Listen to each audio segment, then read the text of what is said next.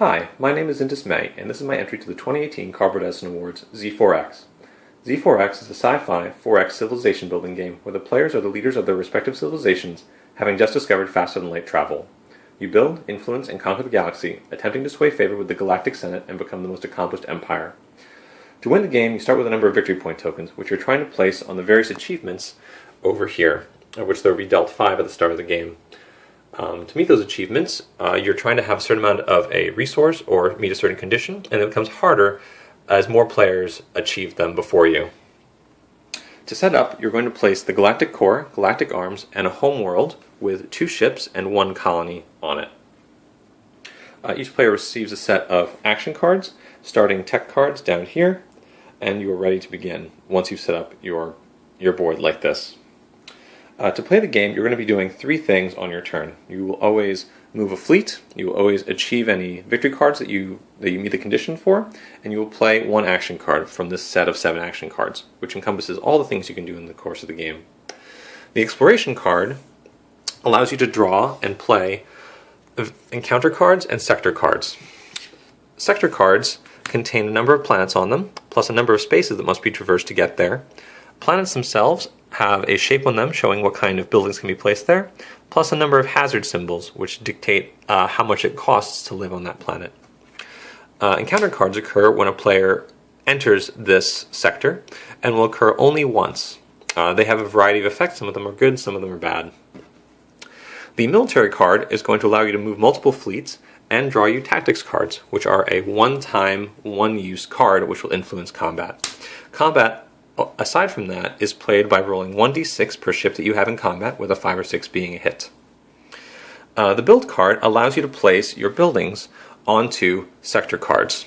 So, as you can see here on your building board, currently they produce 2 of that resource, which we're going to get to in 1 second, and as you place more buildings down, it's going to uncover a larger and larger number, which it will then be that many resources that you produce when you produce that resource.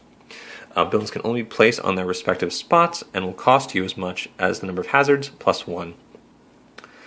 This brings us to the research card. The research card allows you to play technology cards and then draw more technology cards. So the way technology cards break down is that on the right there's infinity, on the left there's a drive, and in the center there's a unique ability. And on this player mat over here, you can see that I've placed an affinity, so now I can live on worlds that have harsh weather. Over here I've improved my warp drive, so now I can move 3 spaces instead of 2. And if I wanted this effect, I would just place it next to my player board. Next we have the politics card, which will allow you to place influence on these 5 diplomacy cards, which are standard with every game. They change the rules of how players interact with each other, allowing them to trade, or they can't attack each other, or they must attack each other, and so forth, and it also allows you to draw diplomacy cards, which have a unique effect that only you will be able to play. The production card will produce all of your different resources, and then allow you to place ships in areas where you have colonies. And the last card is the Govern card, which is going to return all the cards that you've played so far this game to your hand and give you 1 money per card. Money is a wild resource which can be spent as any other resource. So the game is basically going to play in rounds, with each player taking the 3 actions on their turn before passing to the next player.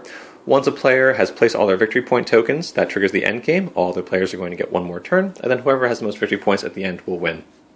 The game has a lot of variety and puts a big emphasis on exploration, not only in the sectors that you draw, but also in the kinds of tactics and science and diplomacy that your civilization is able to execute. And it has a very different feel, since all the cards in the game are unique, and you'll probably never play the same game twice. There are many paths to victory, and all of them are driven by player choice. Thank you very much for listening, and have a good one.